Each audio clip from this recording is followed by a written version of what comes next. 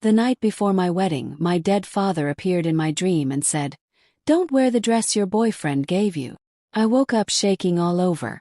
It was real. My boyfriend had just brought me a beautiful white dress. When the lady who makes clothes brought it to my house, I looked inside the dress and my mouth fell open. I couldn't believe what I saw. Welcome to JAMAL'S Stories.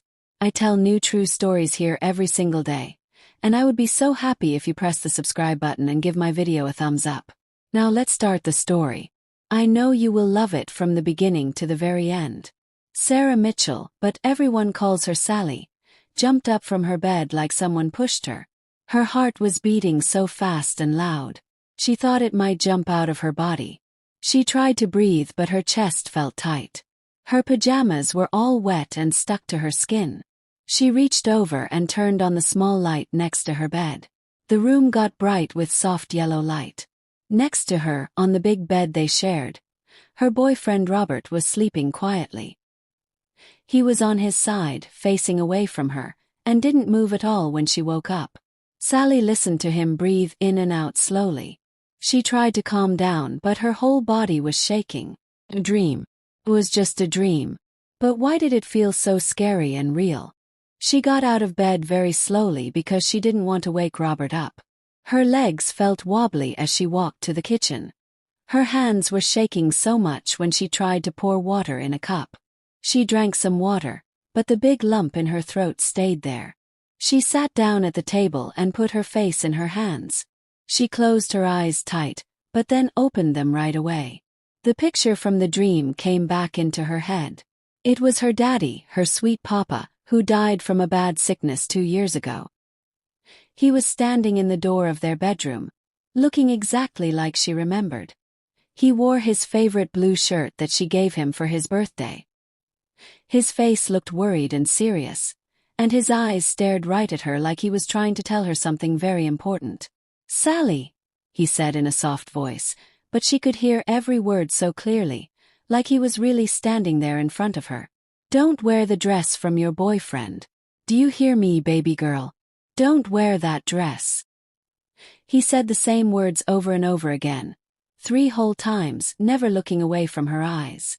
Then he slowly faded away into the darkness like smoke disappearing into the air. Sally woke up with a scream stuck in her throat that couldn't come out. She rubbed her forehead trying to make the scary picture go away. This is silly. It was just a bad dream, just a nightmare before a big important day. Tomorrow was supposed to be her wedding day.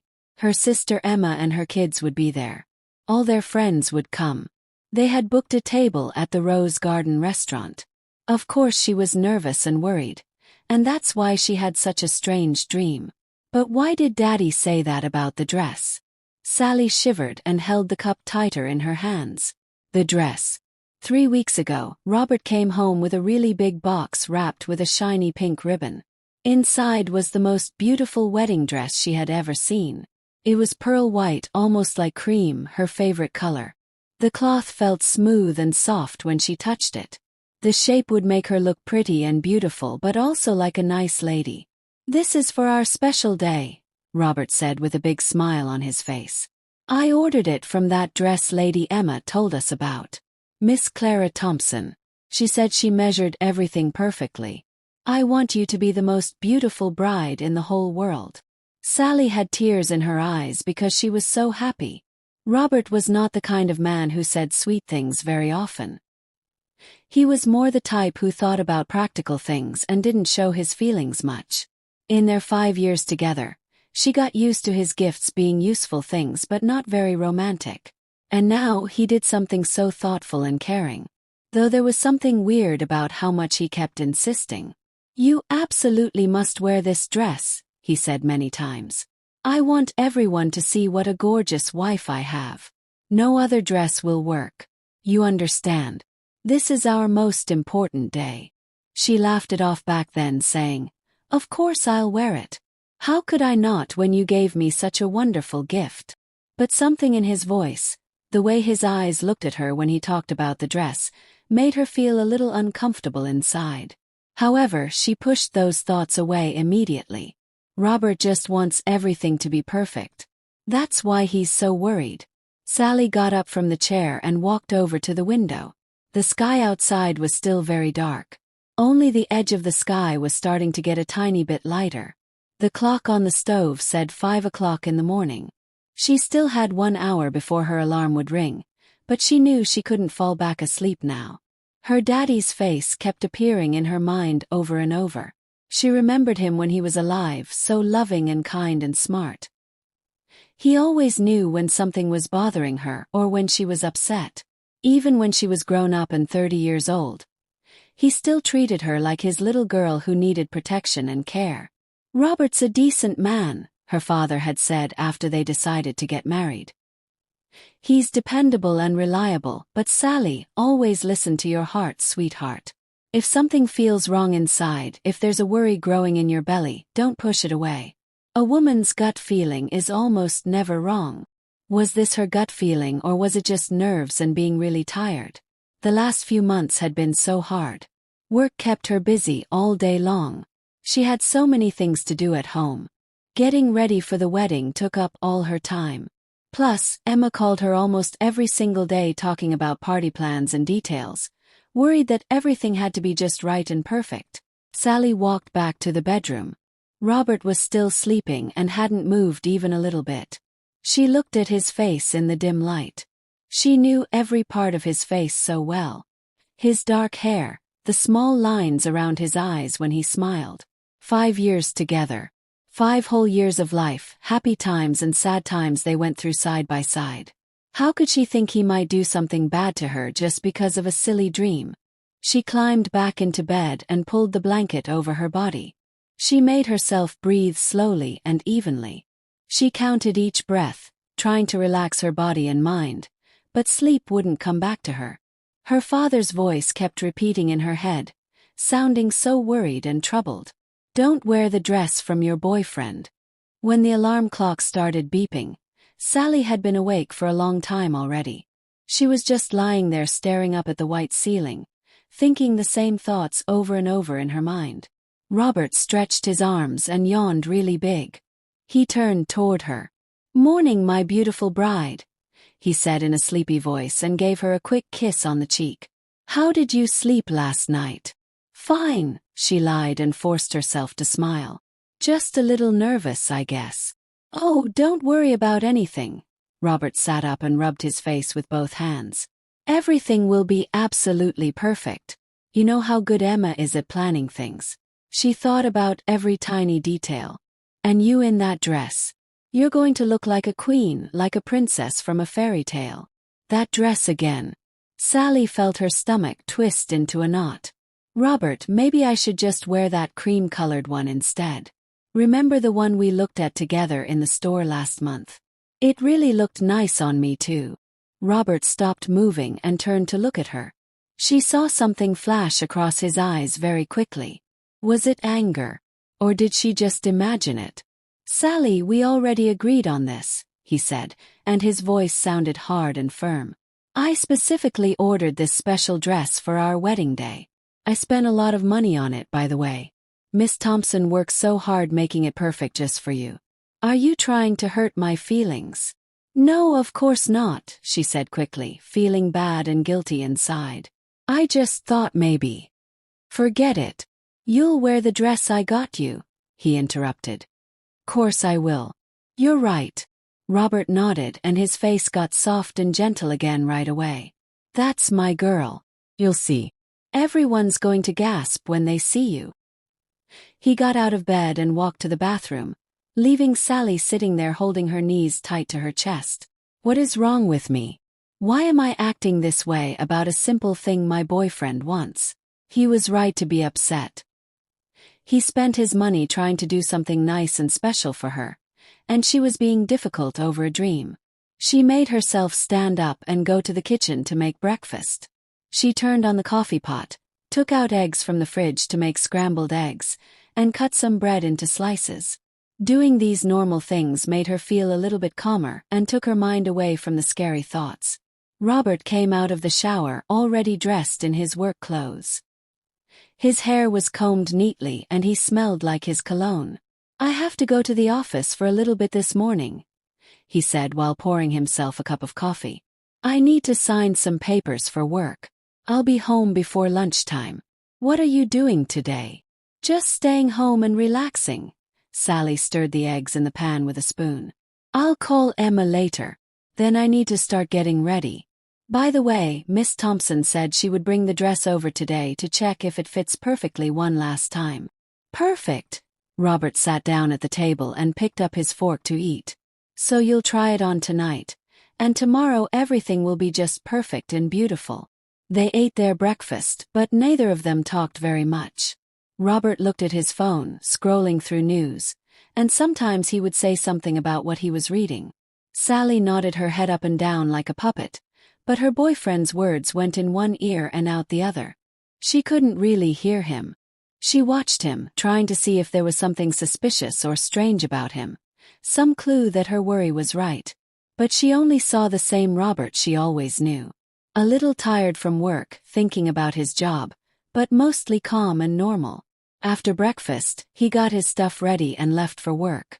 Sally walked with him to the front door, got a quick kiss goodbye, and then she was alone in the quiet house.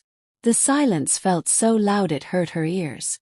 She walked through all the rooms, fixing the curtains that were already straight, wiping dust that wasn't really there. But her hands moved automatically while her brain was somewhere else. One thought kept spinning around and around in her head. The dress. Daddy's warning. The phone rang and made her jump like someone scared her. The dress lady's name appeared on the screen. Mrs. Mitchell, good morning. This is Clara Thompson speaking. I'm getting ready to come to your house now. The dress is all finished and ready. Is this a good time for you? Yes, please come over. Sally looked at the clock hanging on the wall. Wonderful. I'll be at your house in about 30 minutes. Sally hung up the phone and sat down on the soft couch. The dress was coming right now. The exact same dress her father warned her about in the dream. And what was she supposed to do? Tell the dress lady she changed her mind and doesn't want it anymore? Throw away her boyfriend's expensive gift. For what reason? She stood up and started walking back and forth across the room, hugging herself with her arms. She needed to think about something else, to distract her worried mind. She picked up her phone and called her sister. Sally, hi. Emma's voice sounded happy and excited. How are you feeling? Are you super nervous about tomorrow? A little bit. Sally tried to sound cheerful and energetic. Is everything ready at the Rose Garden restaurant? Sally, I've told you like a million times, Emma laughed. Everything is perfect and ready. The tables are set up. The cake is ordered and decorated. The music band confirmed they're coming. You just need to show up tomorrow and be the beautiful bride. Did you try on your dress yet, by the way? Not yet. The dress lady is bringing it over today in a few minutes. Oh, I can't wait to see pictures. Robert kept talking about how stunning and gorgeous it is. By the way, little Rosie is so excited she can't stop talking. She told all her friends at school that her aunt is getting married in a princess dress. Sally smiled, thinking about her 6-year-old niece who talks non-stop about everything. Tell her I can't wait to give her a big hug tomorrow. They talked about small, unimportant things for a few more minutes. Then Emma said she had to go because she was busy with last-minute preparations. Sally put down her phone and once again was alone with her thoughts and worries. The doorbell rang exactly 30 minutes later, right on time. Miss Clara Thompson stood at the front door holding a big bag for clothes in her arms. She was smiling wide. Hello, Mrs. Mitchell. I brought your gorgeous wedding dress. I fixed the bottom part like you asked me to, and I adjusted the sides so it fits your waist better. I think it's absolutely perfect now. Thank you so much for all your hard work. Sally invited her inside and walked her to the bedroom. The dress lady carefully took the dress out of the big bag, and Sally looked at it with wonder and amazement all over again. It really was so beautiful and lovely. The fabric had a soft shine to it. The pearl white color was rich and looked expensive. The shape would show off her waist and hide the parts of her body she didn't like as much. The sleeves would cover her arms just right. This was definitely professional, expert work. No question about it. Please put it on and try it, Miss Thompson asked with excitement. I want to make sure everything fits you just right and perfectly. Sally nodded and went behind the folding screen in the corner. She took off her regular clothes and carefully put on the wedding dress. The zipper on the back went up smoothly and easily. The fabric hugged her body but didn't squeeze too tight or make it hard to move. She stepped out from behind the screen and stood in front of the big mirror on the wall. Oh my goodness! The dress lady put her hands together and clapped. Look how wonderful and beautiful it looks on you. Look at that tiny waist and how straight you stand. You're going to be the star of the whole wedding, I promise you. Sally looked at herself in the mirror and saw an elegant, lovely woman in a fancy, expensive dress. Yes, it looked good on her. Yes, she looked really pretty and special. But why did she still feel that nagging, annoying sense of fear and dread deep in her belly? She ran her hand along the fabric, along the bottom, along the waist. Everything seemed totally normal and fine. What could possibly be wrong with this dress? The inside lining is made of real silk, Miss Thompson explained, pointing at different parts of the dress. Your boyfriend insisted that everything be made from the very best materials money can buy. And by the way, he asked me to add secret hidden pockets in the side parts in case you want to put your phone or a tissue inside. Sally nodded, but she was only half listening. She was trying so hard to figure out what was wrong, what was making her feel this way, but she couldn't find anything. Maybe she really was just worrying too much over nothing. I think everything is excellent and perfect, the dress lady said with satisfaction. If you don't have any questions or problems, I should go now. I have another customer waiting for me. Yes, thank you very much for your beautiful work. Sally took off the dress, changed back into her regular clothes, and walked Miss Thompson to the front door. After the dress lady left, Sally hung the dress on a nice padded hanger in her closet. She stood there for a very long time just staring at it. Beautiful, expensive, made with love and care. Or was it? Don't wear the dress from your boyfriend. Her father's voice rang out loud in her head again, and Sally realized she just couldn't forget about the dream and ignore it. There was something so urgent and real about it, something so important, that she simply couldn't brush it aside and pretend it didn't happen. She closed the closet door, moved away from it, and sat down on the bed. She had to make a decision about what to do next. Tomorrow was her wedding day, and she had to deal with this damn dress. Robert came back home for lunch just like he promised he would. Sally heard the front door slam shut.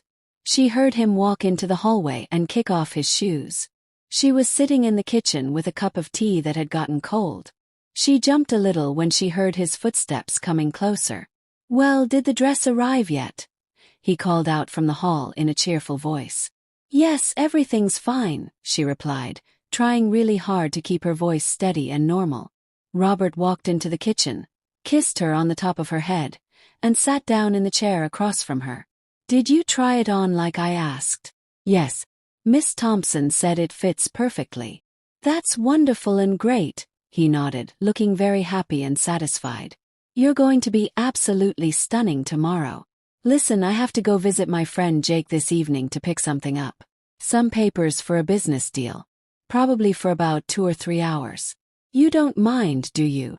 No, of course not, Sally shrugged her shoulders. Go ahead. It's fine. Robert ate his lunch, watched a little bit of TV, then got ready and left the house again. Sally walked him to the door, and when she heard the lock click after he left, she felt a strange relief, like she could finally breathe properly. She walked straight into the bedroom and opened the closet door wide. The dress hung there on the hanger, looking peaceful and innocent and beautiful. Sally reached out her hand and ran her fingers across the fabric slowly. What could possibly be wrong with it? Maybe she should look at it more carefully and closely. But what exactly was she looking for? She took the dress off the hanger and laid it out flat on the bed. She sat down next to it on the mattress and started examining every seam, every single stitch with her eyes. Everything looked completely flawless and perfect. Miss Thompson truly was an expert and a master at making clothes. The seams were straight. The finishing was neat and tidy. There were no loose threads hanging anywhere or wrinkles in the fabric. Sally turned the dress over to look at the inside and inspected the lining carefully. The silk felt smooth and cool against her fingers. She ran her whole palm across the inside, and suddenly she thought maybe the fabric near the waist area felt slightly thicker than in other places. Or was it just her imagination playing tricks on her? She stood up from the bed, turned on the bright desk lamp, and held the dress closer to the light. She squinted her eyes to see better. No, she hadn't imagined it at all. In the lining near the side seam by the waist, there was a small bump or irregularity, like something was hidden and sewn inside the fabric. Her heart skipped a beat and then started racing. Sally put the dress down gently on the bed and walked around the room in circles, opening and closing her fists. What crazy, foolish thoughts are coming into my head right now? It's probably just an extra stitch or some reinforcement so the fabric doesn't stretch out of shape. Just normal, regular sewing work. But her father's voice wouldn't stop ringing loud in her ears like a bell. Don't wear the dress from your boyfriend. She went back to the bed, picked up the dress again, and very carefully felt the spot with her fingertips. There was definitely something there. Something thin and flat sewn between the two layers of fabric. Her hands started to shake and tremble. Sally sat down on the very edge of the bed, holding the dress close to her chest. What should she do now? Should she rip open the seam? If there was nothing there, she would ruin all of the dress lady's hard work, and she would have to explain to Robert why she cut up and destroyed his expensive gift.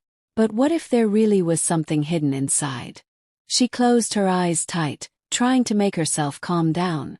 She remembered her father's face from the dream so clearly. His serious expression. His voice that held not even a tiny bit of doubt or uncertainty. He never spoke just to hear himself talk or to say meaningless things. Even when he was alive, when he warned her about something or gave her advice, he always turned out to be right in the end. The decision came to her naturally and easily. She stood up, walked over to the dresser, and took a small pair of sewing scissors from the top drawer. Then she came back to the bed, turned on the really bright lamp, and spread the dress out with the inside facing up. She found the exact place where she felt the strange bump, in the side seam closer to the waist, where in normal wearing nobody would pay attention to a slight thickness. Sally took a deep breath in, picked up the scissors, and very carefully started to pull at a single thread of the lining seam. She pulled gently. The thread gave way and came loose easily. A small opening appeared in the silk fabric. She carefully made the opening bigger and wider, trying really hard not to damage or ruin the main fabric of the dress. Her fingers were trembling so badly that she had to stop what she was doing and put down the scissors to calm herself down and compose herself. She picked up the scissors again and continued.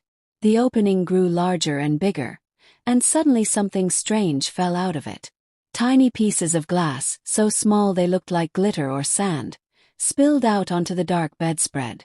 Sally froze completely still, unable to believe what her eyes were seeing. The glass pieces kept spilling out just a little bit, maybe a teaspoon or two. Clear, tiny, sharp pieces that caught the light. What is this? Why would this be here? She jumped back away from the bed, dropping the dress like it was on fire. Her breathing became fast and shallow. A pounding started in her head, making her temples throb. This couldn't be an accident or a mistake. Someone had deliberately sewn this inside the lining on purpose. Robert had done this, or he had told the dress lady to do it. But why? What were these glass pieces for? Sally walked over to the nightstand, picked up her phone with hands that were shaking like leaves, and called her friend's number. Bethany was a nurse who worked at the emergency hospital. If anyone could help her understand and figure this out, it was her. Bethany, hi. Her voice sounded strange and scared, not like her own voice at all. Can you talk to me right now? It's important. Sally, what's wrong? You sound really weird and upset. I need your help right away, like immediately. Bethany's voice became cautious and worried. What happened? Where are you right now? I'm home. Bethany, I found tiny pieces of glass in my wedding dress. They were sewn into the lining. I don't know what they're for, but I'm really scared. Silence hung on the phone line for a moment. Then Bethany asked in a soft, serious voice, Which dress are you talking about? The one Robert ordered for our wedding tomorrow. Another pause, this time longer and heavier. Sally, listen to me very carefully. Her friend's voice turned sharp and professional, like she was talking to a patient. Don't touch those glass pieces anymore. Don't touch them at all with your bare hands. If you already touched them, go right now and wash your hands with soap many times. Put the dress in a plastic bag and seal it up tight. And collect some of the glass pieces into a separate bag. But you must wear gloves when you do it. Do you understand me? Do you have gloves at your house? Yes, I have rubber gloves for washing dishes under the sink. Those will work fine. Collect a sample of the glass and bring it to the hospital where I work. I'm here now on my shift. Come as fast as you can. Bethany, you're really scaring me now. What do you think this is? I don't want to scare you, Sally, but this could be broken glass meant to cut you. Tiny pieces sewn into a dress that rubs against your skin all day could cause cuts that get infected. We just need to check and see. Get dressed quickly right now and come here to the hospital. Sally hung up the phone. Her hands were shaking even harder than before. She ran to the bathroom, pumped soap on her hands, and began scrubbing them under really hot water. She soaped them up, rinsed them off, soaped them again. Her skin turned bright red, but she kept washing like she was trying to wash away not just the glass, but the terror and fear that had grabbed hold of her. Then she went back to the bedroom and got rubber gloves and plastic bags from under the kitchen sink. She pulled on the gloves, took a small bag with a zipper, and very carefully collected some of the tiny glass pieces from the bedspread using a spoon. She sealed the bag shut and put it in her jacket pocket. She carefully folded the dress, trying really hard not to scatter the rest of the glass pieces everywhere, and packed it into a large trash bag. She tied it closed tight and hid it in the back of the closet. Then she took off the gloves, washed her hands again and again under hot water, got dressed in her jeans and shirt, and rushed out of the house. On the drive to the hospital, she tried not to think about what was happening or what it all meant. She turned on the car radio to drown out the voices and scary thoughts in her head, but the music annoyed and irritated her, so she turned it off soon. She drove in complete silence, watching the road, the traffic lights, the people walking on the sidewalks. Everything seemed so unreal, like she was watching a movie about somebody else's life, not her own. Bethany met her at the entrance to the hospital building. She was wearing her blue nurse scrubs. Her hair was pulled back in a ponytail. Her face looked serious and worried. Give it to me. She took the little bag with the glass pieces from Sally's hand. Wait right here in this hallway. I'm going to show this to Dr. Mills. He'll know what this is. Sally stood there in the corridor, leaning her back against the cold wall. Time seemed to stretch out forever. 10 minutes went by, then 20, then 30 whole minutes. She was just about to knock on the door when it opened, and Bethany stepped out. Her face was very pale, almost white. Let's go talk in the break room where it's private, she said quietly. They walked into a small room at the end of the long hallway. Bethany closed the door, sat down at the table, and pointed for Sally to sit in the chair across from her. Sally, this isn't regular broken glass from a window or a cup, she began, her voice shaking a little. Dr. Mills looked at it under the microscope. This is fiberglass. Very tiny, sharp pieces that are meant to get stuck in your skin. What? Sally could barely whisper the word. Fiberglass that gets embedded in your skin causes terrible itching and pain. If you had worn that dress and moved around in it all day, especially dancing and celebrating at your wedding, the tiny pieces would have worked their way into your skin all over your body. What would have happened to me? Sally asked, her voice barely working. First, unbearable itching everywhere the dress touched. Then your skin would get red and irritated and painful. Then if the pieces got deeper into your skin, you could get serious infections. You would have been in so much pain and agony that you'd end up in the hospital. It would look like some terrible allergic reaction or skin disease, especially for a bride who's stressed and emotional on her wedding day. Sally covered her face with both hands. This couldn't be true. This had to be another nightmare. Another bad dream that she would wake up from. Sally, listen to me carefully. Bethany moved her chair closer and took Sally's hands in hers. I know this is a huge shock and it's hard to believe, but you need to go to the police right now. The police? Sally raised her head. Tears were streaming down her face. Bethany, that's Robert. My boyfriend. We've been together for 5 whole years. We're supposed to get married tomorrow. How could he do this? I don't know how or why he could do such a horrible thing, but the fact is true. Someone wanted to hurt you very badly and make it look like an accident or bad luck. He ordered the dress, right? He insisted you wear it, right? Yes, but maybe it was the dress lady's fault. Maybe she made a mistake. Why would the dress lady want to hurt you? Does she even know who you are? Sally was quiet. Of course the dress lady didn't know her. Miss Thompson was just a seamstress that Emma recommended. They had no reason to hate each other or fight. Sally, you absolutely have to go to the police, Bethany repeated, her voice firm and strong. I'll give you an official paper from Dr. Mills about what these glass pieces are. I have a friend who's a police detective. A really good, honest man. Let me call him right now. You need to meet with him today. Sally nodded her head up and down, but she couldn't speak any words. Bethany picked up her phone, dialed a number, spoke to someone, then handed Sally a small piece of paper with a phone number written on it.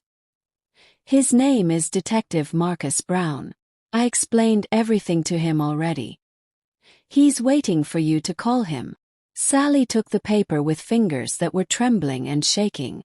She stood up and left the break room. In the hallway, she stopped and leaned against the wall, trying to gather her thoughts and make sense of everything. Robert wanted to hurt her. Her boyfriend, the man she loved, the man she was going to marry tomorrow and spend her whole life with. How was this even possible? She looked at the phone number on the paper and dialed it with shaking fingers. After a few rings, a man's deep voice answered. Marcus Brown speaking. Hello. Her voice was trembling so much she could barely get the words out. My name is Sarah. Bethany gave me your number. Yes, I know about your situation, Miss Mitchell. I understand how difficult and scary this must be for you right now, but I need to meet with you as soon as possible to get your statement. Where are you located right now? I'm near the hospital on Oak Street. All right, I can be there in about 15 minutes. Wait for me by the main entrance door and don't go anywhere else. Stay where people can see you. Sally went outside and sat down on a bench by the entrance. Her legs felt like jelly and wouldn't hold her up anymore. Her head felt foggy and confused like it was full of cotton. People walked by going in and out of the hospital. Cars drove past on the road. And it all seemed so far away, so alien and foreign, like she was watching everything through a thick glass window. 15 minutes later, a dark blue car with no special markings pulled up to the curb. A man who looked about 40 years old got out. He was wearing a dark jacket and had a tired but alert and attentive face. Miss Mitchell. He walked over and extended his hand to shake. Detective Marcus Brown. Let's go somewhere quiet where we can talk privately. They walked into the hospital lobby and sat down on a soft couch in the corner away from other people. The detective took out a small notebook and a pen from his jacket pocket. Tell me everything from the very beginning, he asked in a kind but serious voice. Take your time, but try to remember all the details you can, even small ones. Sally began to tell him about the dream, about her daddy, about the wedding dress Robert had given her, about how she ripped open the lining and found the glass pieces hidden inside. Her voice kept breaking. Tears kept flowing down her cheeks. But she kept talking and told him everything. Detective Brown listened without interrupting her. He just wrote notes in his notebook once in a while. When she finally finished her story, he nodded slowly. Miss Mitchell, I need to tell you something important, he said, his voice grave and serious. Your boyfriend, Robert Patterson, has been on our radar for investigation for some time now. We're looking into some financial crimes he's involved in. He has very serious debts to some very dangerous people. Very serious debts that he can't pay back. Sally wiped her tears with the back of her hand. What debts? He has a job. We have enough money coming in. He was involved in illegal gambling, borrowed money from criminal loan sharks, and lost everything. The amount he owes is enormous, and these people threaten to hurt him badly if he doesn't pay. But 4 months ago he took out a life insurance policy on you for a very large amount of money. We noticed it then as a suspicious action, but we couldn't prove anything wrong or illegal. Until now. Sally felt like the whole world was crumbling and falling apart around her. Insurance. He insured my life and would get money after I died or got hurt badly. It looks that way, yes. And this dress with the hidden fiberglass was a way to make it all look like a terrible accident or an allergic reaction. A bride getting sick on her wedding day from stress and a bad skin reaction happens sometimes. People would believe it. The insurance company would pay out the money. Sally stared at the floor, unable to lift her head or look at anything. 5 years together. 5 whole years of what she thought was love, care, building a life together, planning a future. And it had all been a lie, at least for the last few months. At least since he got into trouble with those dangerous people. "What should I do now?" she asked in a voice so quiet it was almost a whisper. "Right now, we need to take the dress as evidence for our investigation. The glass sample too. Dr. Mills has already agreed to give us an official report about what the fiberglass is and what it would do to a person. The rest is police work, but we need your help and cooperation, Miss Mitchell." "What kind of help?" "Your wedding is supposed to be tomorrow, correct?" "Yes, that's right." "Here's what I think we should do." Detective Brown leaned closer to her. "You go to your wedding tomorrow, but obviously not wearing that dress. Wear any other dress you want. We will have plainclothes officers there at the restaurant, ready to step in at any moment. Robert Patterson expects you to wear that specific dress and get hurt. When he sees you in a different outfit and perfectly healthy and fine, he'll likely panic and get very nervous. He might give himself away or say something that proves he knew about the glass. And we'll be right there to arrest him and take him into custody. You want me to be bait? To trick him?" Sally looked up at the detective. "Not exactly bait. We just want everything to go forward as planned, but with us watching and protecting you. You will be completely safe. I give you my word and promise. My officers will be close by the whole time.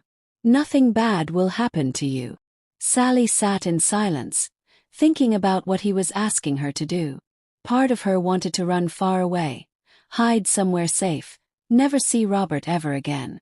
But another part of her, a stronger part, wanted justice and revenge. He tried to hurt her, tried to ruin her life for money. And he had to answer for what he did and face the consequences. "All right," she said, her voice becoming firm and strong. "I agree to do it. I'll help you catch him." Detective Brown nodded with respect in his eyes. "You're a very brave and strong woman, Miss Mitchell. Everything will turn out fine. I promise you that." They talked about the plan and details for a while longer. Then the detective left, taking the dress with him carefully sealed in an evidence bag. Sally stood outside the hospital, looking at the empty parking lot. Evening was coming. The sky was getting darker. Soon Robert would come back home, and she would have to look him right in the eyes, knowing he wanted to hurt her badly. She would have to talk to him, smile at him, pretend everything was normal and fine. She drove back home barely able to see the road because of the tears in her eyes. She felt exhausted and shocked from everything that had happened. She walked into the house, took off her shoes, and lay down on the couch in the living room. She covered herself with a soft throw blanket. Her eyes closed on their own, but real sleep was impossible. Only endless thoughts kept spinning around and around in her head, giving her no peace or rest. She remembered the last few months, how Robert had become more quiet and withdrawn, how he seemed irritable and snapped at her over small things, how often he left the room quickly when his phone rang, how he insisted they needed life insurance for their future family. "It's just smart planning," he had said. "We need to protect each other." All those little things she hadn't paid close attention to now formed a horrible, terrifying picture. He had planned this for a long time, carefully and deliberately. And she had almost become the victim of his evil plan. But her father had saved her. Even after he died and went to heaven, He had protected his little girl. "Thank you, Daddy," Sally whispered into the empty, quiet room. "Thank you for watching over me and keeping me safe." Tears flowed again, but this time they weren't only tears of sadness and grief. They were also tears of gratitude and determination. Tomorrow she would go to her wedding, and Robert would realize his terrible plan had failed completely. The front door opened and slammed shut. Her boyfriend was back home. Sally quickly wiped away her tears and got up from the couch, trying really hard to look calm and normal and happy. "Sally, I'm home," Robert called out from the entryway in a cheerful voice. "I'm here in the living room," she replied, stepping into the hall to meet him. He looked at her carefully and closely. "You look a little pale and tired. Is everything okay? Are you feeling all right?" "Yes, I'm fine. Just exhausted from running around all day getting things ready." She forced herself to smile. "You know how it is before a big day. I understand completely. Well, you can rest tomorrow after the wedding. We'll have our whole honeymoon to relax." He walked past her into the kitchen. "What's for dinner tonight?" Sally silently followed him, and for the first time in 5 years of being together, she looked at her boyfriend like he was a complete stranger, someone she didn't know at all. The night passed in restless, troubled half-sleep. Sally would drift off into an uneasy doze, then wake up suddenly, listening to Robert's breathing next to her in the bed. Every single time she opened her eyes, her heart would start pounding hard and fast. Reality would come crashing back like a heavy weight. Robert slept peacefully, even making small snoring sounds, and this peacefulness seemed monstrous and evil to her. How could he sleep so calmly and soundly while planning to hurt his own girlfriend, his future wife? In the morning he woke up first like always. He stretched his arms over his head and turned to her with a big smile. "Well, my beautiful bride, today's our big day. Are you excited?" He leaned over and kissed her cheek. Sally barely stopped herself from pulling away and flinching. "Good morning," she managed to say. "Yes, very excited." They ate breakfast together, but neither one spoke very much. Robert scrolled through his phone, reading messages, occasionally making comments about something he saw.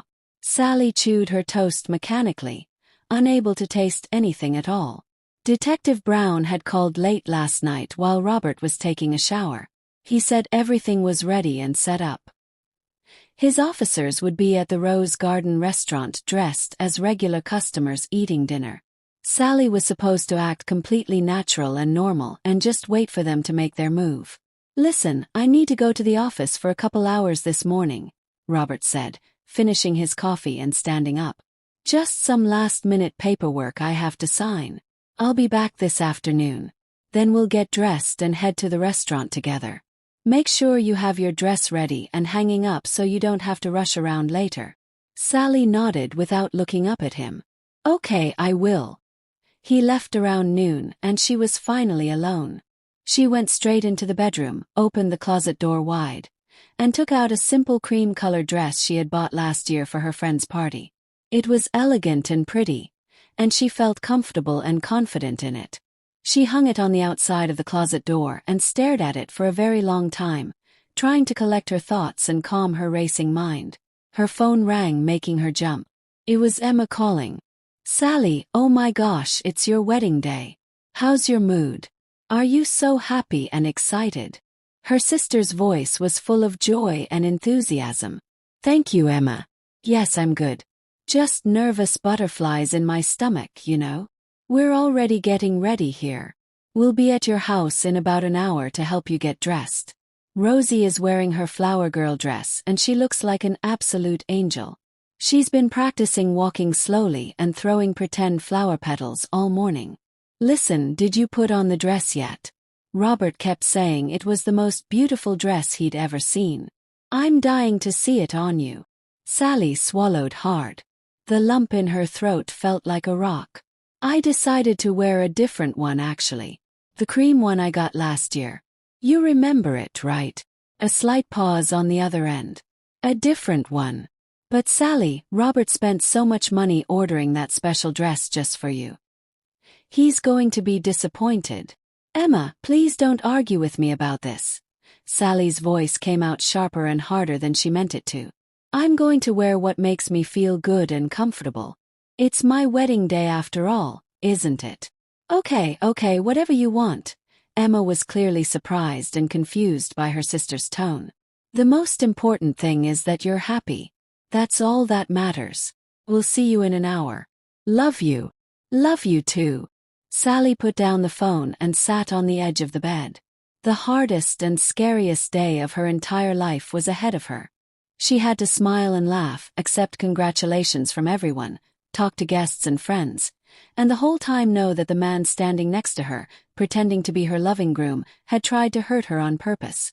She stood up, walked to the mirror, and looked at her reflection carefully. 28 years old. Young, healthy, with her whole life still ahead of her. An ordinary woman who worked as a teacher at an elementary school, loved children, kept a nice home, cooked good food. What had she done wrong? What had she done to deserve such betrayal and evil? Tears started to well up in her eyes, but she forced herself to hold them back and not let them fall. No, she would not cry today. Today she would be strong and brave. Sally went to the bathroom, turned on the shower as hot as she could stand it, and stood under the streaming water for a long time. She tried to wash away the heavy, awful feeling in her soul and heart. Then she dried her long hair with a hairdryer, put on light makeup to cover the dark circles under her eyes, got dressed in comfortable clothes and waited. Emma and her family arrived first, right on time. Her husband Kevin carried a huge bouquet of pink and white roses. Little Rosie, wearing her pretty flower girl dress, ran ahead of everyone and threw herself into Sally's arms. Aunt Sally, it's your wedding day. We brought you the biggest, most beautiful flowers in the whole world. Sally hugged her niece tight, breathing in the sweet scent of the baby shampoo in her hair. For just a moment she forgot about everything bad. This was what was real and true. This was what was worth living for and fighting for. Thank you so much, sweetie pie, she whispered, kissing the top of Rosie's head. Emma hugged her sister, and Sally felt Emma looking at her with worry and concern in her eyes. Sally, are you really okay? You look strange, like something's bothering you. I'm fine, just tired from all the wedding preparations and planning. Come inside and sit down. I'll make us some tea. They settled in the living room. Rosie chattered non-stop, talking about her dress and her special job throwing flower petals. Kevin discussed the evening schedule with Emma, confirming what time they needed to arrive at the restaurant and where to park. Sally sat with them, nodding her head, answering their questions, but she felt like she was watching it all from very far away, like she was floating above the room looking down at everyone. Robert came back home at 2 o'clock. He was in a very good mood, smiling and whistling. He hugged Emma, picked up Rosie and spun her around making her giggle, and shook Kevin's hand firmly. Well, time to get ready, everyone, he said, looking at his watch on his wrist. We need to be at the Rose Garden restaurant by 5 o'clock sharp. Sally, go get yourself ready and put on your dress. We're running out of time. Sally stood up slowly and walked into the bedroom. She closed the door behind her, leaned against it, and closed her eyes for just a moment. Right now he would see that she was wearing a different dress. How would he react? What would he do? She opened the closet, took the cream dress off the hanger, and put it on carefully. She zipped it up in the back, straightened the skirt, and looked at herself in the mirror. She looked nice, elegant and classy, dignified and pretty. She picked up a small purse, put her phone and lipstick and a tissue inside, took a deep breath in and stepped out of the bedroom. Everyone was ready and waiting in the living room. Emma looked beautiful in a soft yellow dress. Kevin wore a dark suit and tie. Rosie held her basket of flower petals. Robert stood by the window and turned around when he heard Sally's footsteps. His face changed completely. The smile disappeared and froze on his lips. His eyes got wide. And for just a split second, Sally saw something in them that made her blood turn to ice. Anger, confusion, fear, panic. What is this? He asked, his voice coming out too sharp and too loud. What do you mean, what is this? Sally stopped in the middle of the room, meeting his eyes directly. Why aren't you wearing the dress I gave you? I specifically asked you to wear it. I ordered it specially for this exact day. I prefer this one, she shrugged her shoulders, trying to speak calmly and normally. You're not going to make a big deal about it, are you, Robert? Emma exchanged a concerned look with Kevin. An awkward, uncomfortable silence filled the room. But we agreed on this. Robert took a step toward her, and his movements showed barely controlled anger and aggression. Sally, this is our wedding day. I spent so much money on that dress. I ordered it months ago. I wanted everything to be perfect. I'm more comfortable in this dress, she interrupted him firmly. And anyway, Robert, it's my wedding, and I'll wear whatever I want to wear. He stared at her hard, and Sally could see the thoughts racing frantically in his head. He didn't understand what was happening or why. Why wasn't she wearing that specific dress? His whole plan was falling apart right in front of him. Sally's right, Robert. Emma spoke up, sensing the tension in the room. What does it matter which dress she wears? The important thing is that she looks beautiful, and she does. Robert clenched his fists tight, then forced himself to relax them. He made himself smile, but it looked strained and fake. Of course. Sorry, Sally. I just wanted today to be perfect and special for you. That's all. Everything is perfect just as it is, she replied. And there was steel in her voice that hadn't been there before. They drove to the restaurant in 2 separate cars. Emma and her family in one, Sally and Robert in the other. He was completely silent the entire drive, gripping the steering wheel so tightly that his knuckles turned white. Sally sat next to him, looking out the window at the passing trees and houses. She could feel the tension in the car building like a balloon about to pop. Do you know something? He suddenly asked quietly, not looking at her. She turned to face him. What are you talking about? Know what? Don't play games with me. I can tell something is wrong with you since this morning. Something happened. What is it? Sally looked him right in the eyes and felt everything inside her seize up with pain and sadness. This man she had loved so much, with whom she had planned to spend her entire life, was now looking at her with the cold, calculating eyes of a predator whose prey had escaped from the trap. Nothing happened, Robert, she replied in a calm, steady voice. I just woke up and saw things clearly for the first time. He was about to say something else, but they pulled into the restaurant parking lot. He stopped the car and turned off the engine. He sat completely still, staring straight ahead at nothing. Sally, if you're planning something, if you told anyone anything. He began in a threatening voice. Let's go inside. Our guests are waiting for us, she interrupted him. She opened the car door and got out quickly, not letting him finish his sentence. The restaurant was decorated beautifully with white and pink balloons, flowers on every table, and soft romantic music playing. Bethany met them right at the entrance with a huge bouquet of roses. She hugged Sally tight and whispered in her ear so quietly that only Sally could hear. Everything will be fine. Stay strong and brave. We're all here for you. The guests were already gathered in the main dining room. Sally's friends from the school where she taught, neighbors from their street, old friends from college. Everyone was smiling, coming up with congratulations and best wishes, handing her wrapped gifts and cards. Sally smiled back, thanked them, hugged them, but inside she felt empty and hollow. Robert stayed very close to her the whole time, playing the role of the happy, devoted groom perfectly. But Sally felt him shaking with tension like a wire pulled too tight. Several times he tried to pull her aside to talk to her privately, but each time she found an excuse to slip away and avoid him. The ceremony proceeded. They stood at the front and said their vows. The officiant pronounced them husband and wife. Guests clapped and cheered. Tables were served with delicious food. Dishes were brought out on silver trays. Wine was poured into crystal glasses. The master of ceremonies started the entertainment program. Guests stood up one by one to give toasts and speeches. Sally sat at the head table, smiling, responding to congratulations, but her eyes constantly scanned the room, searching for Detective Brown's officers. She spotted them. 3 men and 1 woman at 2 tables near the exit. They were dressed casually like regular guests, but their eyes were watchful and alert. One of them, a man with gray hair, caught her glance and gave her a tiny, barely noticeable nod. They were here. They were watching and protecting her. Robert grew more and more agitated and nervous as the evening went on. He gulped down glass after glass of wine. He barely touched his food. He kept stepping outside the dining room to answer phone calls. When he came back each time, his face looked grim and worried.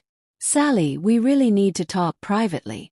"It's urgent," he said for the 10th time, leaning close to her ear. "Not now, Robert," she replied without looking at him. "We have all these guests here celebrating with us. This is important and it can't wait," he insisted. Then he grabbed her wrist and squeezed it hard. Sally cried out in pain, and several guests sitting nearby turned around to look. Robert immediately let go, forcing a big smile onto his face. "Sorry, everyone. Just an accident. My fault." Emma looked at her sister and brother-in-law with alarm and worry. "Is everything okay over there?" "Yes, everything's totally fine." Sally rubbed her wrist where red marks were forming. "Robert's just nervous and excited. That's all." The wedding cake was rolled out on a cart, a beautiful 3-layer cake with white frosting and pink sugar flowers. Everyone gathered around and began singing the traditional wedding song. Sally and Robert cut the first slice together while cameras flashed. She made a wish as she blew out the single candle on top. Her only wish was for this nightmare to end soon. The guests applauded and took pictures with their phones. And in this circle of happiness and celebration, only Sally and Robert knew what was really happening underneath the surface. When everyone had settled back into their seats to eat cake, Sally stood up from the table. The music had paused for a moment, and people were starting to make their way to the dance floor. She walked toward the microphone at the front of the room, took it in her hand, and the background music faded away completely. "My dear friends and family," she began, her voice trembling but loud enough for everyone to hear clearly. "I want to say a few words to all of you." The guests quieted down and turned toward her. Robert went pale. He jumped up from his seat. "Sally, what are you doing? What are you talking about?" "Sit down, Robert," she said in a cold, hard voice. "Sit down right now and listen to what I have to say." He froze in place, not knowing what to do. A tense, thick silence filled the entire room. "Today was supposed to be the happiest day of my life," Sally continued, tears starting to flow down her face. "I thought I would be celebrating with the man I loved, surrounded by people who care about me. But I learned something terrible that changed everything. I learned that the man standing right there, the man I trusted with my whole heart and future, tried to hurt me very badly." Gasps and cries of shock rippled through the room. Emma jumped up from her seat, covering her mouth with her hand. Bethany held Emma's shoulder, keeping her from running forward. "Sally, have you completely lost your mind?" Robert lunged toward her, but the 3 officers from the corner tables were already moving quickly in his direction. "What kind of crazy nonsense are you talking about?" "It's not nonsense at all, Robert." Sally looked directly at him, and tears were flowing freely down her cheeks now. "You ordered a wedding dress for me. A beautiful, expensive dress. And you had someone sew tiny pieces of fiberglass into it. Sharp pieces that would cut into my skin and cause terrible pain and infections. You wanted me to wear that dress today so I would get hurt and sick, to make it look like an allergic reaction or some kind of accident. And then you would collect the life insurance money to pay off your gambling debts to those dangerous criminals." "That's a complete lie," he screamed, his voice cracking and breaking. "I never did any such thing. I would never hurt you." "I have proof," she said, her voice steady despite the tears. "The dress is with the police right now. The lab confirmed the fiberglass was deliberately sewn into the lining. The detective who's been investigating your illegal activities knows everything. And he's here right now." Detective Brown walked into the dining room with 2 uniformed police officers following behind him. Robert saw them and tried to run toward the back exit, but his path was blocked by the undercover officers. He struggled, tried to push one of the officers away, but they quickly grabbed his arms and subdued him. They put handcuffs on his wrists with a loud click. "Robert Patterson," the detective said in a calm, professional voice, "you are under arrest on suspicion of attempted assault with intent to harm and insurance fraud. You have the right to remain silent. Anything you say can and will be used against you in a court of law." "Sally!" Robert yelled, turning back to look at her with wild, desperate eyes. "Sally, please, I'm so sorry. I didn't want to do it. They forced me. Those men threatened to kill me if I didn't pay them back. I had no choice. You have to understand." She looked at him and felt absolutely nothing. No pity, no anger, no sadness. Only emptiness. "You did have a choice, Robert," she said quietly but clearly. "You could have told me the truth about your problems. We could have faced it together like partners. We could have asked for help. But instead, you chose to hurt me to save yourself." The officers led him away through the side door. The room erupted in noise and confusion. Guests didn't understand what was happening or what they had just witnessed. Emma was crying, clinging to Kevin's arm. Bethany walked over to Sally and wrapped her arms around her friend. "It's over, Sally. It's all over now. You're safe," Bethany said softly. Sally stood there, still holding the microphone in her hand. She watched the door through which Robert had been taken away. The man who was supposed to be her husband had stopped being that person the exact moment he decided her life was worth less than money, less than his own skin. Detective Brown walked up to her. "You'll need to come to the police station tomorrow to give a complete formal statement, but that can wait. You should go home and get some rest. You're an incredibly brave woman, Miss Mitchell. What you did today took real courage." "I just wanted to live my life," she replied, her voice sounding so tired and drained. "I just wanted to get married and be happy. That's all." The wedding party was obviously ruined and over. Guests began to leave quickly, some muttering words of support and concern, but most didn't know what to say to her. Sally sat at the empty table, and Emma came and held her sister's hand tightly. "Sally, why didn't you tell me what was happening? I could have helped you somehow," Emma asked through her tears. "What could you have done, Emma?" Sally stroked her sister's hair gently. "This wasn't your burden to carry. This was something I had to face on my own." "But Robert, how could he do this? I can't believe it. I just can't. I don't know either. I really don't." They sat there together until the restaurant staff began cleaning up and clearing the tables. Then they stood up and walked out into the parking lot. It was dark and chilly outside. The wind rustled through the leaves on the trees.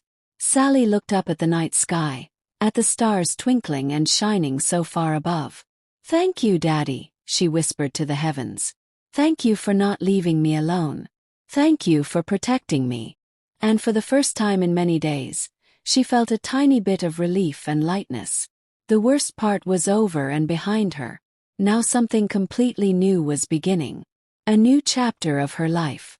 She didn't know exactly what it would look like or where it would lead, but she knew one thing for absolutely certain. She was alive and breathing.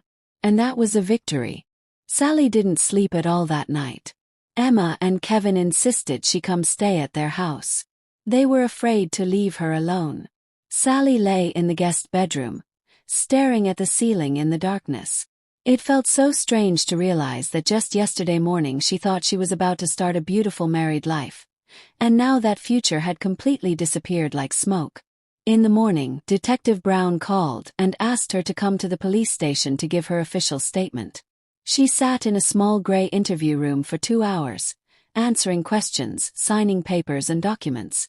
The detective explained that Robert had confessed to everything already.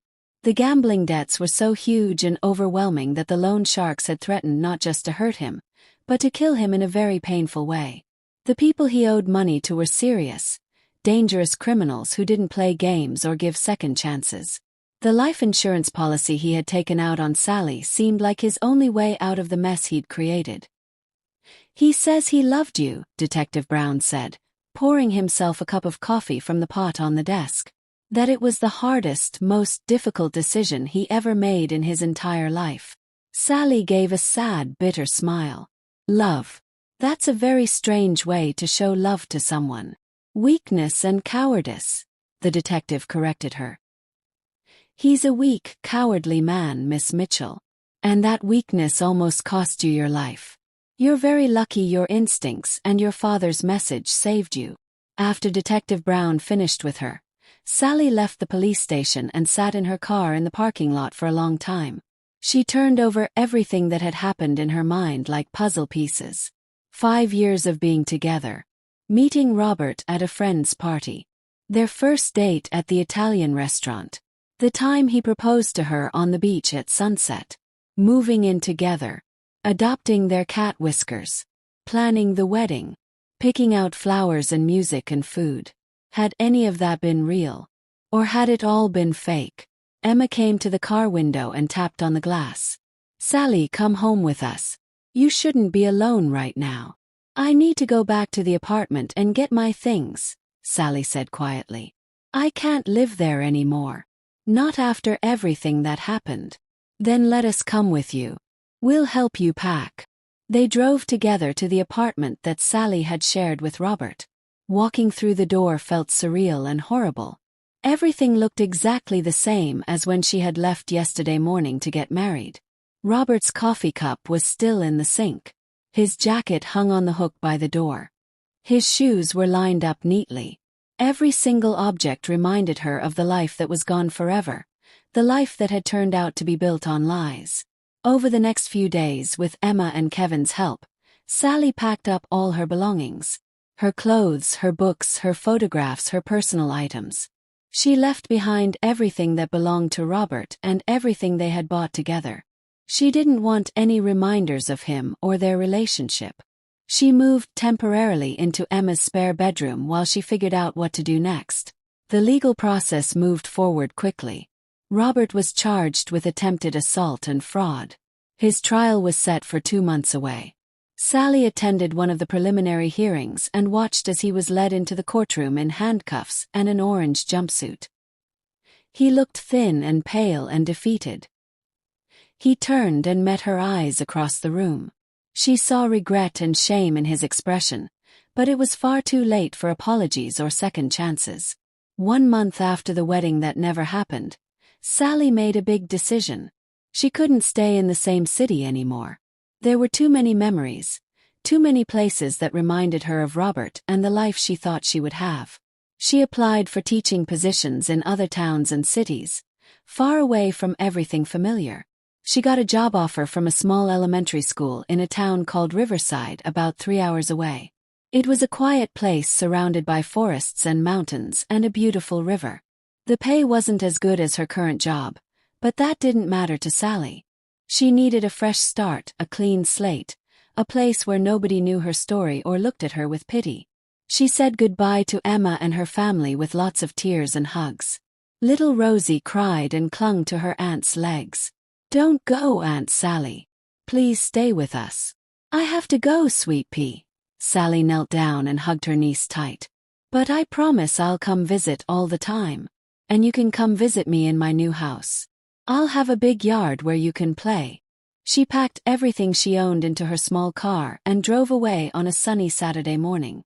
As she watched the city disappear in her rearview mirror, she felt both sad and relieved at the same time.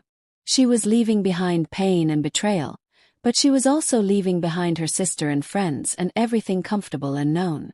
The drive to Riverside took 4 hours. When she finally arrived, the sun was beginning to set, painting the sky in beautiful shades of pink and orange and purple. She had rented a tiny cottage on the edge of town, a 1-bedroom house with a small porch and a garden that was overgrown with weeds. It needed work and fixing up, but it was hers and hers alone. That first night, Sally sat on the porch steps with a cup of tea, listening to the sounds of crickets and frogs and wind in the trees. For the first time in weeks, she felt her shoulders relax. The knot in her chest loosened just a little bit. She was safe here. She was far away from Robert and the police and the reporters who had tried to interview her about the fiberglass bride case, as the newspapers were calling it. 6 months passed. Sally settled into her new life in Riverside. She learned the names of her students, 23 sweet children aged 6 and 7 who called her Miss Sally and brought her drawings and wildflowers. She fixed up her little cottage, painting the walls cheerful yellow, planting vegetables and flowers in the garden, adopting a rescue dog named Charlie who slept at the foot of her bed every night. She joined a book club at the local library. She volunteered at the community center teaching kids how to read. She made new friends slowly, carefully, not sharing too much about her past. The trial finally happened. Sally had to go back to the city to testify. She sat in the witness stand and told the whole story from beginning to end. The dream, the dress, the fiberglass, the insurance policy, everything. Robert sat at the defense table and never looked up at her once. He was sentenced to 7 years in prison for attempted assault and fraud. When the judge announced the verdict, Sally felt nothing. No satisfaction, no revenge, no closure. Just tiredness. She drove back to Riverside that same evening and never looked back. 1 year after the wedding that never happened, Sally was working in her garden on a warm spring afternoon. She was planting tomato seeds in neat rows, her hands covered in dirt, her dog Charlie digging holes nearby. She heard a car pull up in front of her cottage and looked up to see Emma and her family climbing out. "Surprise!" Rosie yelled, running up the path. "We came to visit you." Sally dropped her gardening tools and ran to meet them. They hugged and laughed and cried happy tears. They spent the whole weekend together. They cooked meals, took walks by the river, played board games, told stories. On Sunday evening, after Emma and her family had left to drive home, Sally stood on her porch and watched the sunset. The sky was ablaze with color. Birds sang their evening songs. Charlie sat next to her, his tail wagging contentedly. And Sally realized something important. She felt good. She genuinely good. For the first time in over a year, she felt not just okay or surviving, but truly deeply good. Like something inside her that had been frozen solid had finally melted and come back to life. On Monday morning, she went back to school and taught her class. The children were learning about butterflies and metamorphosis, how caterpillars transform completely into something new and beautiful. One little boy named Tommy raised his hand. "Miss Sally, does it hurt when the caterpillar changes into a butterfly?" Sally thought carefully before answering. "I think it probably does hurt a little bit, Tommy. Growing and changing is hard. But when it's done, the butterfly gets to fly. And flying is worth the pain of changing." The children nodded seriously, understanding in their own way. That afternoon, after all the students had gone home, Sally sat at her desk and wrote a letter. Not to Robert, who was still in prison. Not to Detective Brown or the lawyers. But to her father. She knew he couldn't read it, but she needed to write the words anyway. "Dear Daddy," she began.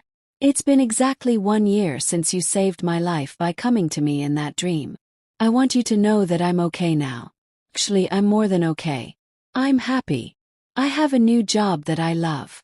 I have a little house that feels like home. I have a silly dog who makes me laugh every single day. I have friends who care about me. I have a life that's mine, built on truth instead of lies. I know you're watching over me from heaven, Daddy. And I want you to know that your little girl is doing just fine. You taught me to be strong, to trust my instincts, to never ignore that little voice inside that says something is wrong. That lesson saved me. You saved me. Thank you for being the best father a girl could ever have. Thank you for loving me enough to come back and warn me, even from beyond. I miss you every single day, but I know you're proud of me. I know you're smiling down at me right now. I love you forever and always. Your Sally." She folded the letter carefully, put it in an envelope, and placed it in her desk drawer. She didn't need to send it anywhere. The act of writing it was enough. That weekend, Sally drove to the cemetery in her old city. She hadn't been there since before the almost wedding. She bought white daisies on the way, her father's favorite flowers. The grave was well maintained and cared for. She had arranged for a service to keep it clean and plant fresh flowers regularly. She placed the daisies in the stone vase and sat down on the bench nearby. "Hi, Daddy," she said softly, as if he were sitting right there next to her. I came to say thank you in person. Thank you for saving my life. Thank you for loving me enough to break through from heaven to warn me. The wind rustled gently through the trees, and Sally felt a warmth surround her, like invisible arms giving her a hug. I'm doing really well, Daddy. I have a new life now in a little town called Riverside. Teach first grade. The kids are wonderful. I have a garden where I grow tomatoes and cucumbers and sunflowers. I have a dog named Charlie who's a very good boy. You would like him. She smiled through her tears. I know you were worried about me and Robert. You never said it out loud, but I could tell. You always knew something wasn't quite right about him, didn't you? You always had good instincts about people. I wish I had listened to those little warning signs earlier. But I'm okay now. I'm safe. I'm free. I'm happy. She sat there for a long time, just feeling close to her father's spirit. She told him about her students, about Emma and Kevin and Rosie, about her cottage and her garden and her new friends. I want you to know that I'm not angry anymore, she said quietly. I was so angry at Robert for so long. Angry that he tried to hurt me. Angry that he betrayed me. Angry that he wasted 5 years of my life. But I'm letting that anger go now, Daddy. It was making me tired and bitter. I'm choosing to be grateful instead. Grateful that I survived. Grateful that I got a second chance. Grateful that I found out the truth before it was too late. The sun was starting to set, painting the sky in soft colors. I should go now. Sally stood up and touched the gravestone gently. But I'll come back and visit again soon. Promise. Watch over me, Daddy. Keep me safe. And know that your little girl is going to be just fine. More than fine. I'm going to be happy. I'm going to live the life you always wanted for me. A good life, an honest life, a life filled with love and kindness and truth. She walked back to her car slowly, not in any rush.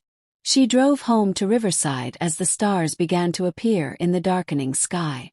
When she pulled up to her cottage, Charlie was waiting on the porch, his tail wagging excitedly. She let him jump all over her, licking her face and whining with happiness. Come on, boy, she laughed.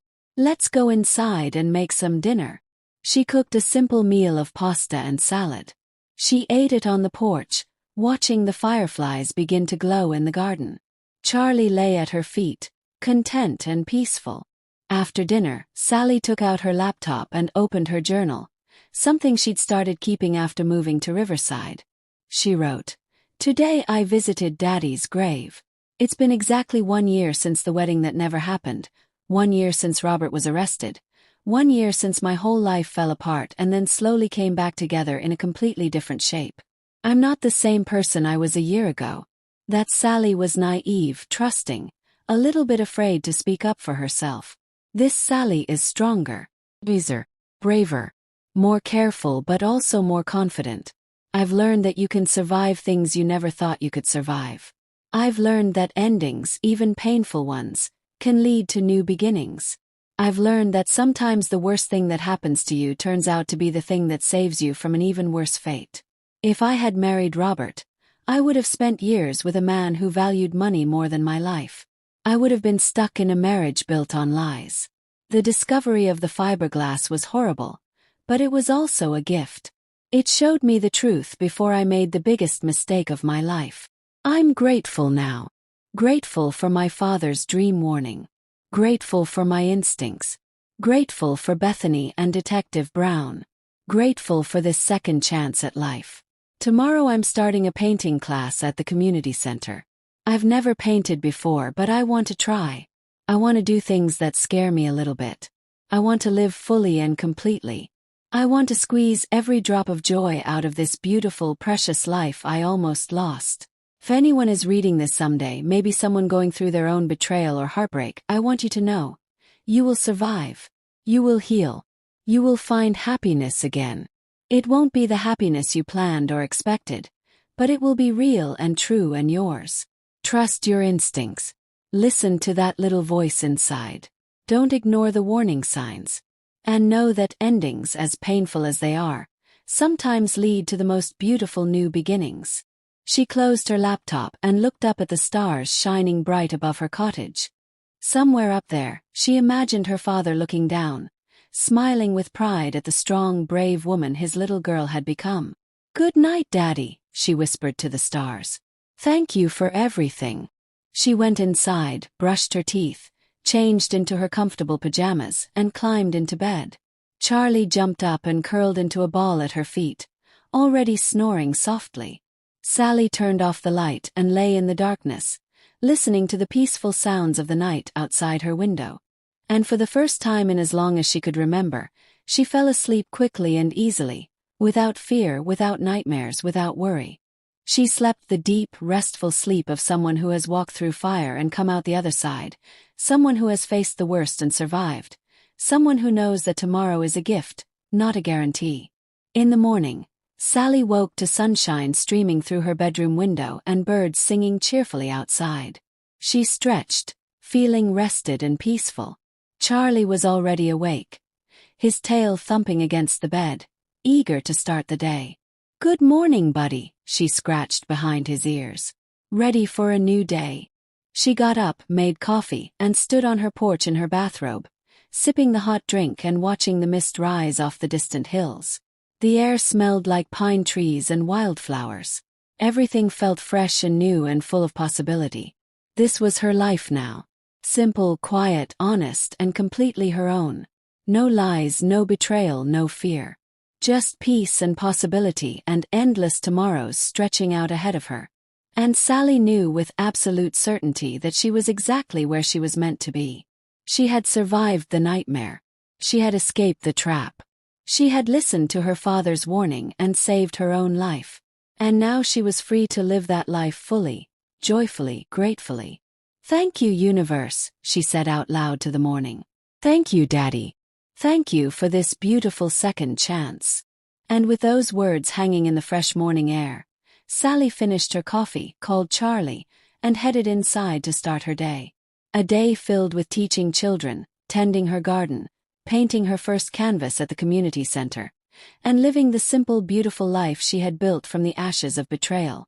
So if you're listening to my story right now and carrying your own heavy burden, your own story of betrayal or pain, I want you to hear this. Don't rush through the hurt. Walk through it slowly, one small step at a time. Feel it, learn from it, let it change you. But don't let it destroy you. Sometimes the life you rebuild after everything falls apart is far better, far truer, far more beautiful than the life you fought so hard to protect. If my story touched your heart, if you felt something while listening, please send a like to this video so I can see that you're with me. Let's see how many of us there are who understand this journey. I'm curious about you. What city are you listening from right now? And what time is it where you are? Write it in the comments below. I'd love to know where my story traveled to reach you. And if you'd like to help me keep sharing these real, emotional, powerful stories every single day, even a tiny donation means the world to me. It truly helps keep this channel alive and allows me to bring you more stories that matter. For more life stories just like this one, you can explore the other videos on my channel. There are so many journeys, so many voices, so many truths waiting for you. And please hit that subscribe button so you never miss a new story. On your screen right now, you'll see 2 new stories that I think you'll really enjoy. Click on one and start listening right away. I promise you won't regret it. This is Sally's story. This is my story of survival and second chances. This is proof that sometimes the worst thing that happens to you is actually the thing that saves you. Thank you for listening. Thank you for being here. Thank you for caring about stories that matter. From my heart to yours, this is JAMAL'S Stories, reminding you to always trust your instincts, listen to that inner voice, and never ignore the warnings that come from the people who love you, even from beyond. Take care of yourself. Protect yourself. Value yourself. Your life is precious and irreplaceable. And remember, no matter how dark things seem right now, morning always comes. The sun always rises. And you are stronger than you know. With all my love and hope for your journey, goodbye for now. Until the next story. Until the next truth. Until the next reminder that we are all survivors, all fighters, all deserving of love and safety and happiness. Be well, dear listeners.